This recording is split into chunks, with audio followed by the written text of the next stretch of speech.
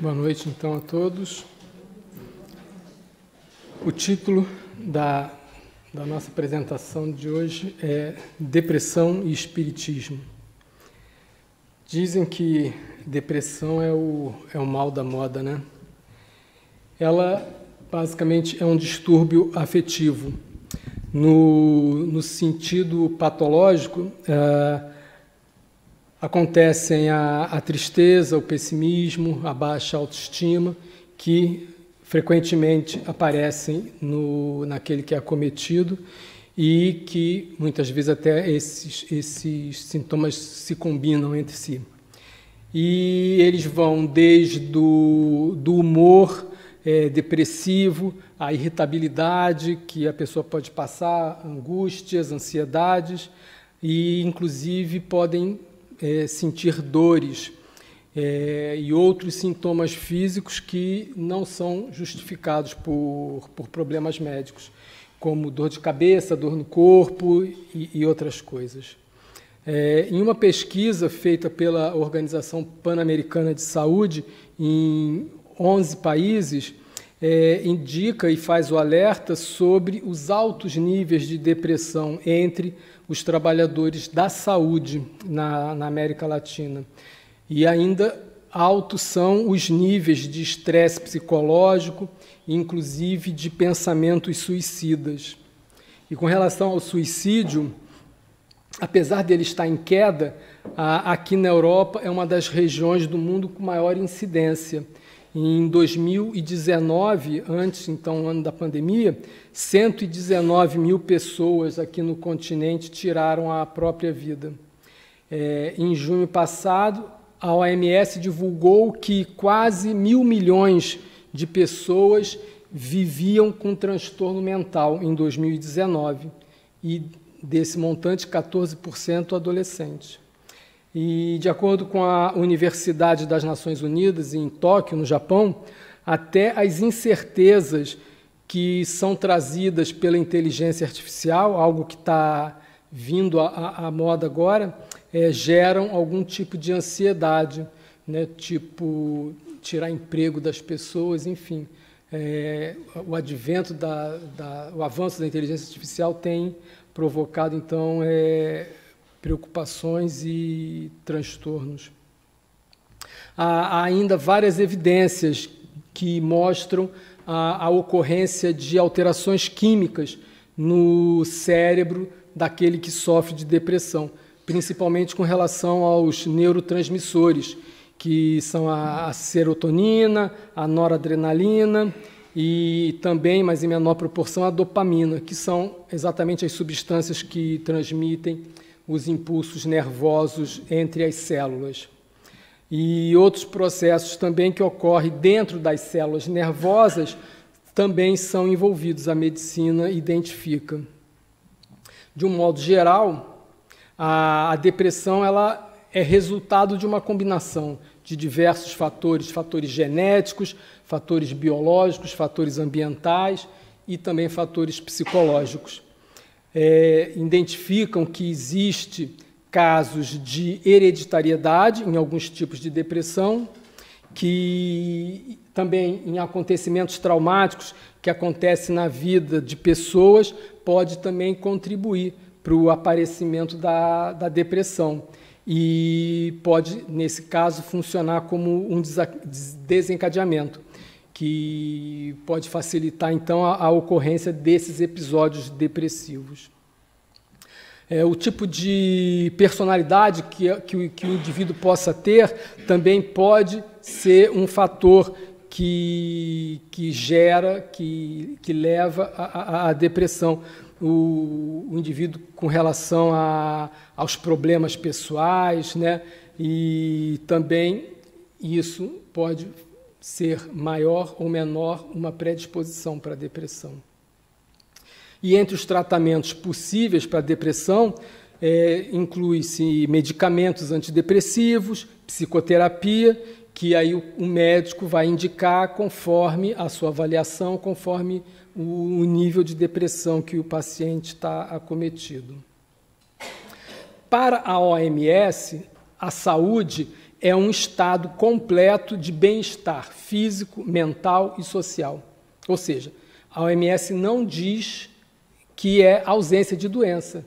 Ou seja, eu posso ser uma pessoa saudável, segundo a definição da OMS. Eu sou uma pessoa saudável, mesmo passando por algum processo de doença. Agora, no Espiritismo, a visão é mais ampla. A visão pelo Espiritismo é um estado de saúde completo de bem-estar biopsico, sócio e espiritual. Então, ela abrange todos aqueles fatores biológicos, psicológicos, sociais e espirituais que influenciam todos nós, os seres humanos, enquanto nós passamos pela Terra durante a nossa encarnação.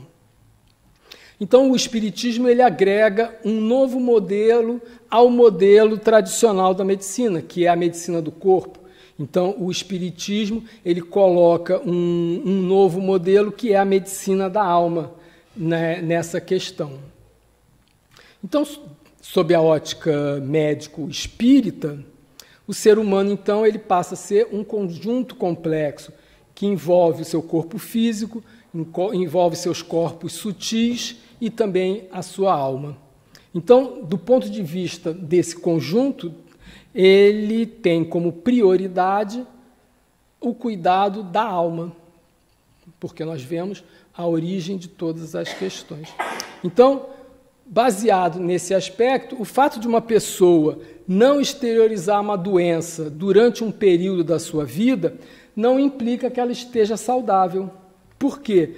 Uma aparência saudável durante um período, uma época, ela não vai garantir que existe nela algum fator desencadeante que vai, mais adiante no tempo, eclodir em alguma doença que esteja marcada no perispírito daquele. E isso obedecendo à lei de ação e reação. Nós temos que recordar que essa questão de saúde e doença, ela está profundamente vinculada à lei de causa e efeito, o karma, né? Segundo André Luiz relata no livro Ação e Reação, ele identifica o karma como a causa e efeito, porque a toda ação corresponde a uma reação. Então, ele liga essa questão do karma à lei de causa e efeito. Então, segundo esse paradigma, as doenças que nós passamos, elas estão ligadas às nossas existências do passado, às nossas antigas existências, em função das vivências, em função dos enganos cometidos e etc. Ela vai, então, desencadear como uma reação numa encarnação posterior à doença. Os mentores espirituais sempre nos esclareceram dessa questão. Quase a totalidade das enfermidades humanas tem origem no psiquismo. Então, quase a totalidade das doenças está no psiquismo. Então, segundo isso, o orgulho, a vaidade, o egoísmo, a preguiça, a crueldade, são todos vícios da alma, que vão gerar perturbações naqueles que têm, né? E aí desencadeando depois doença nos envoltórios do espírito, quer dizer, o corpo espiritual ou perispírito e também no corpo físico. Então, o espírito é que é o causador das tristezas. As tristezas, no fundo, são causadas pelo espírito. E se nós pudéssemos dizer que a liberdade do ser está no que ele pode vivenciar, no que ele pode apreciar, a depressão, então, ela vai ser, em algum grau, uma prisão para o espírito, que sempre aspira pela felicidade. Então, por ser uma fonte de inúmeros pensamentos inferiores, o depressivo passa por processo desse jeito, o ódio, o rancor, por exemplo, a tristeza. Então, aquele que possui, que passa por depressão, ele vai se ligar fluidicamente ao mal. Por quê? Porque quando nós estamos com esses pensamentos inferiores, ódio, rancor, etc., baixam-nos a vibração, atraem espíritos vibrando nessa mesma vibração. E eles, então, vão se aproximar de nós.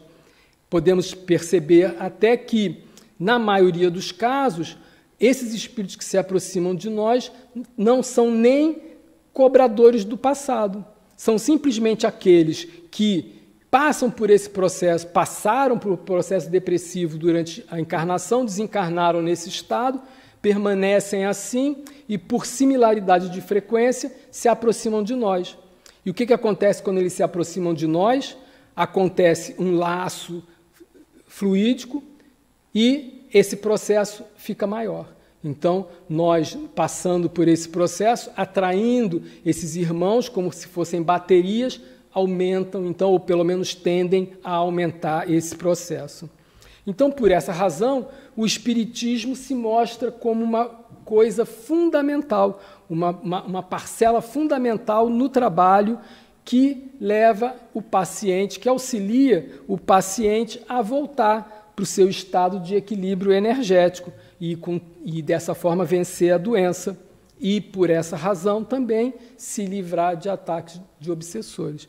Então, observa que o Espiritismo, particularmente no que diz respeito ao tratamento da depressão, o Espiritismo ele é fundamental como um agente que ajuda dos dois lados.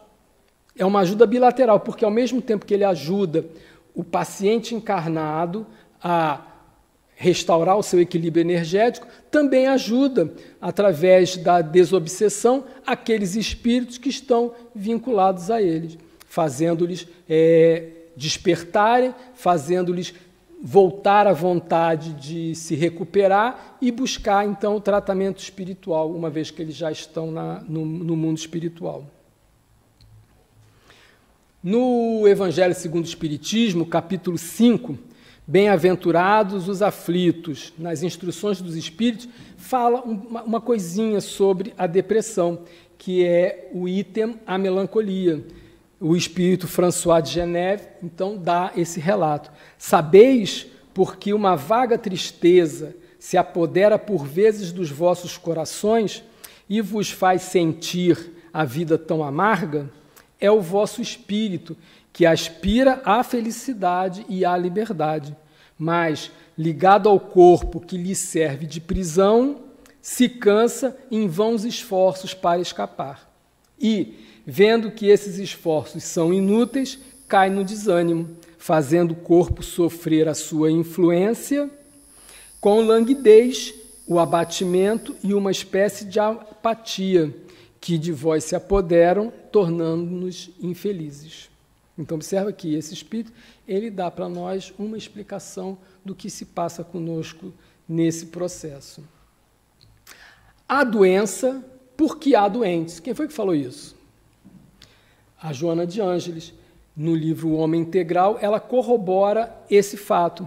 Ela diz que a doença é o efeito de distúrbios profundos que acontecem no campo da energia pensante, ou do espírito.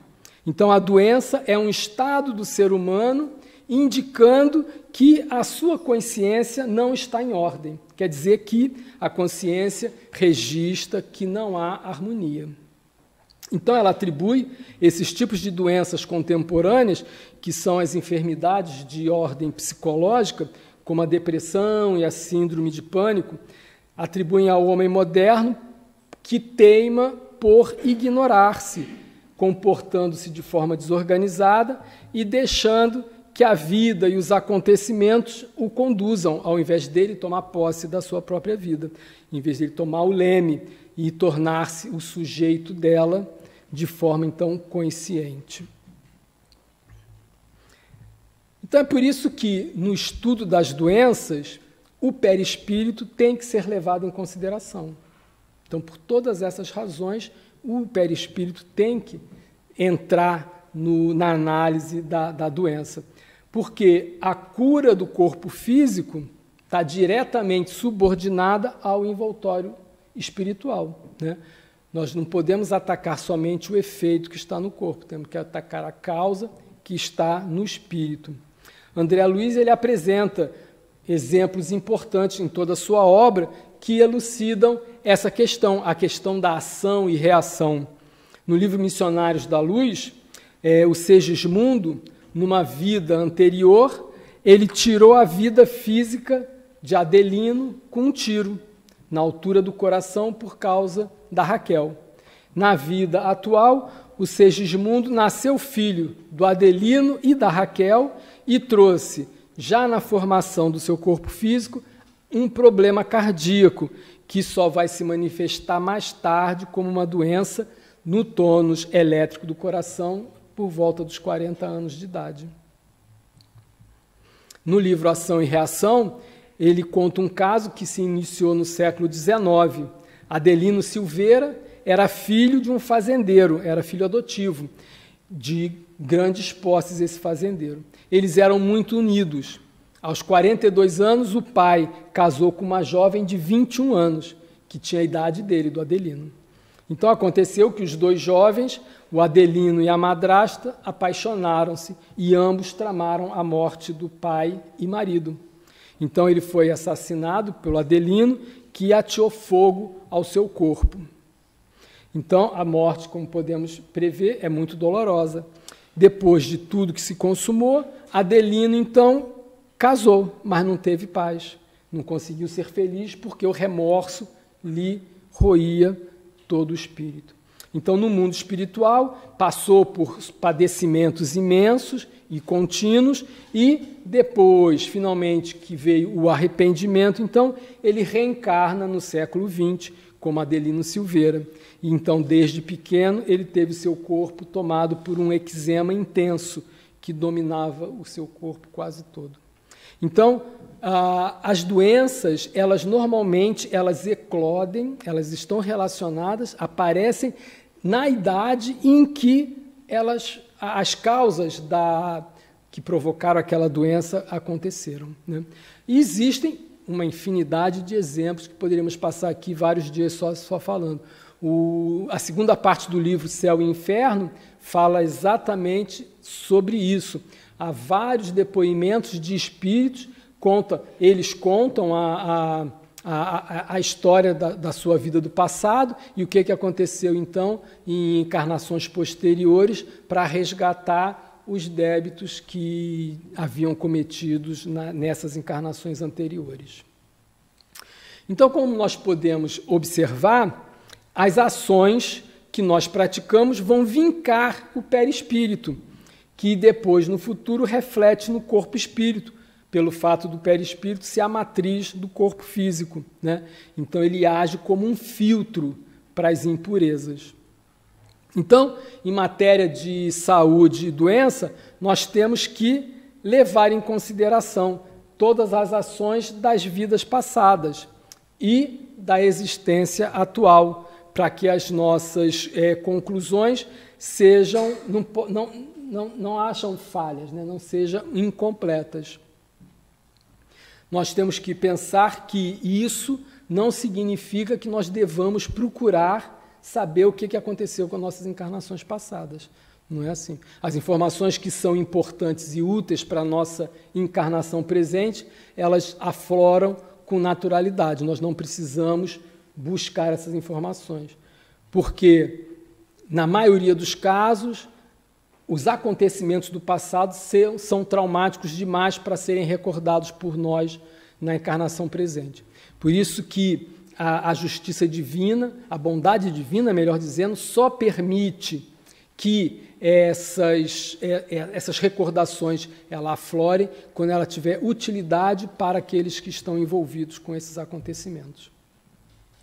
No livro Entrega-te a Deus, a Joana de Ângeli diz que a depressão é a doença do espírito e, por essa razão, ela deve ser trabalhada no espírito.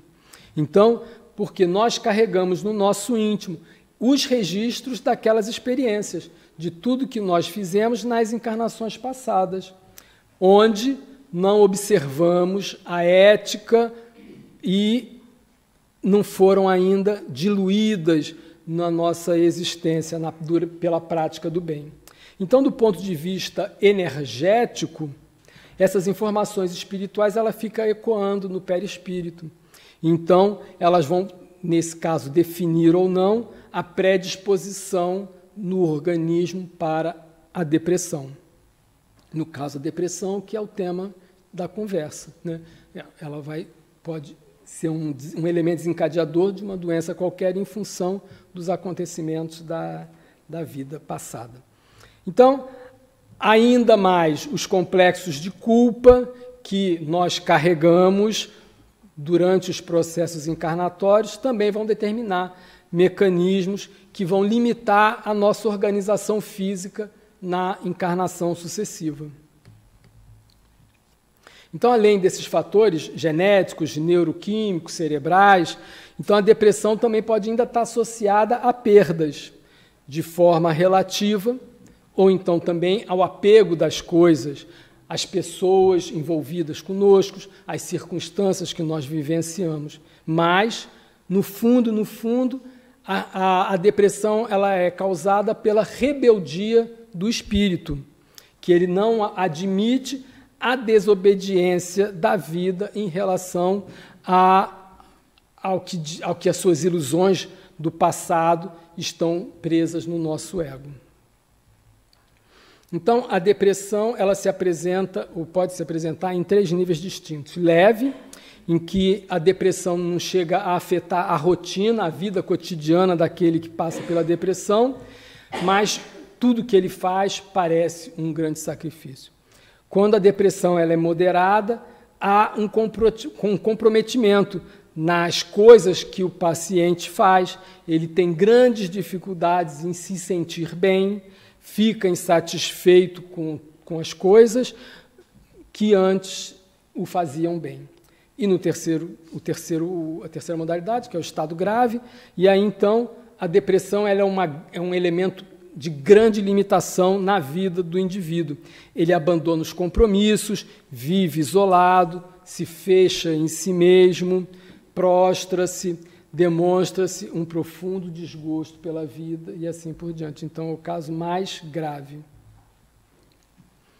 Então, como a depressão ela tem cura, não é verdade? Então, quando identificam os sintomas, nós devemos buscá-lo imediatamente, o auxílio, desde os menores sintomas, buscar auxílio médico ou psicoterapêutico, para que depois esse transtorno não alcance um nível de gravidade e aí a solução vai ser mais difícil, né? Ou seja, às vezes, ou na maioria das vezes, a depressão começa num estado leve. Então, nós devemos, ao identificar, ao percebermos, ao desconfiarmos, já buscamos auxílio profissional especializado para que a coisa depois não progrida. E para a superação da depressão, o apoio do grupo familiar é muito importante, claro, é fundamental. Deve envolver aquele que passa pela depressão num profundo amor, acolhê-lo, colaborar para que ele siga a terapia de forma completa. Então, nesse propósito, a reintegração do paciente com a espiritualidade dele, em sintonia com as orientações religiosas da família, naturalmente, a fim de que ele possa, então, se reconfigurar do ponto de vista existencial, redefinir as suas emoções e os sentimentos pelos quais ele se envolve, principalmente o sentimento com relação a ele próprio. Todos nós temos o potencial para a cura, mas que para alcançá-la, nós precisamos nos conectar ao nosso eu superior, que Jung chama de self, porque então nós podemos mobilizar as energias em favor do nosso crescimento espiritual e assim então podermos superá-la. Mas então, antes da enfermidade em si instalar, nós, então, apoiados pela doutrina espírita, podemos buscar recursos preventivos antidepressivos que pudermos fazer, né? Então, entre esses recursos preventivos, nós poderíamos citar o autoconhecimento, o autoamor, a prece, a ação no bem, a ação no dever, a ação na caridade. Então todas essas são atitudes que devemos tomar no sentido de nos prevenirmos dessa enfermidade. Então, é indispensável esse caminhar para o autoencontro, se conhecer, né? Para que possamos entender de forma mais profunda a nossa tristeza, a tristeza que nos envolve. Então, dessa forma, através do autoconhecimento, nós podemos mudar o nosso estado mental de forma positiva, podemos identificar valores que são importantes naquela situação e esse autoconhecimento vai ajudar na melhoria da autoestima, no autoamor. Então, eu passo então a me cuidar de forma mais integral, na medida então que eu me conheço, me amo. Então, pequenas atitudes que nos levam então a essas medidas preventivas. Oração constante, porque ela eleva as ondas mentais. Então, ao mesmo tempo que os pensamentos tristes abaixam a nossa frequência vibratória, nos ligando a espíritos sofredores, a oração eleva as nossas ondas mentais, nos ligando aos espíritos benéficos, aos espíritos benfeitores, que nos amam e que, em nome de Deus, vão sempre nos amparar, mesmo que nós não tenhamos percebido essa ajuda, esse amparo. Outra atitude, agir no bem, no cumprimento dos deveres que nos cabe na vida, na sociedade, fazer as coisas da melhor forma, agir na caridade, trabalhar com a renovação do seu coração. Enfim, abrir a janela da alma para que a claridade de Jesus entre em nós e ilumine o nosso ambiente íntimo. A doutrina espírita, ela auxilia, mas nunca deve trabalhar sozinha no tratamento da depressão, porque a doença afeta o corpo físico e o metafísico, então a medicina tradicional é indispensável, porque a medicina tradicional ela vai agir no corpo físico, principalmente. Mas nós temos que reconhecer que o espiritismo é fundamental para uma melhora mais rápida e mais efetiva da doença, porque, segundo Emmanuel disse, não existe melhor remédio do que o Evangelho.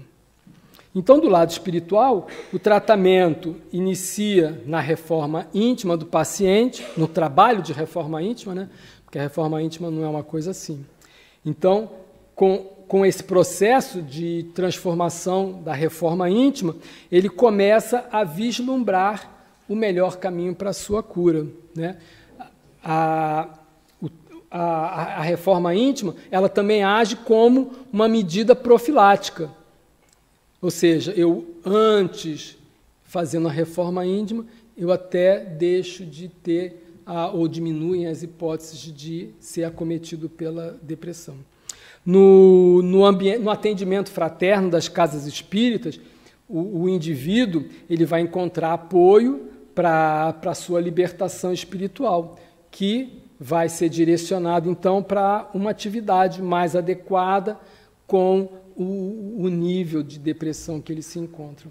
Então, existe nesse contexto aqueles que precisam participar das palestras espíritas, receber passe, tratamentos fluidoterápicos, a água fluidificada. Então, todas essas são medidas que o paciente pode se utilizar para melhorar o seu estado. E ainda existem outros casos que ele é indicado para participar de estudos. Estudo da doutrina ajuda a proceder com a reforma íntima, porque através do estudo doutrinário nós vamos ter uma visão e uma compreensão sobre os problemas que nos acontecem num grau mais profundo. Então, para o estudo, precisa de uma dedicação maior. Há o caso ainda mais extremos em que as cirurgias espirituais são indicadas. Mas o melhor remédio ainda é o estudo do Evangelho e a mudança na prática do comportamento, do nosso comportamento, que assim alcançamos a evolução com mais facilidade, com mais rapidez. Importa, então, saber que, se por um lado o apoio do tratamento espiritual é mais eficaz, porque ele vai atuar nas causas, falando-se das nossas existências anteriores, então, apesar dele ser mais eficaz, o tratamento espiritual é mais complexo, porque ela implica em mudanças de comportamento, implica em mudanças de modo de pensar, em modos de proceder. Então vejam que mudar a forma de pensar é um processo muito difícil, né? Então a doutrina espírita ela é melhor, é mais eficaz, vamos dizer assim, auxilia mais rapidamente, mas demanda do paciente um esforço maior, uma dedicação maior, vamos dizer assim. Então, segundo o benfeitor Clarencio, ele diz que depois do poder de Deus, a dor é a única força capaz de alterar o rumo dos nossos pensamentos, compelindo-nos a indispensáveis modificações com vistas ao plano divino, a nosso próprio respeito, e de cuja execução não podemos fugir sem graves prejuízos para nós mesmos. Então, é importante destacar que, em nenhuma hipótese, a doutrina recomenda o abandono do tratamento médico convencional. É muito importante, muito pelo contrário. É fundamental e se complementa ao tratamento espírita, para que o indivíduo acometido possa vencer a depressão. E, como um parênteses, essa questão do acompanhamento do tratamento convencional, ele ainda é importante porque nós espíritas buscamos mostrar a ciência que está envolvida nesses tratamentos. Então, a evidência que os médicos, que o corpo de medicina pode obter vendo os resultados dos tratamentos espíritas, então ajuda a fortalecer, a reforçar e comprovar essa realidade, que é o tratamento espiritual. Então, que Jesus possa nos abençoar, que nós possamos estar sempre envolvidos nesse pensamento, nesse raciocínio, para que nós não possamos não passar por isso.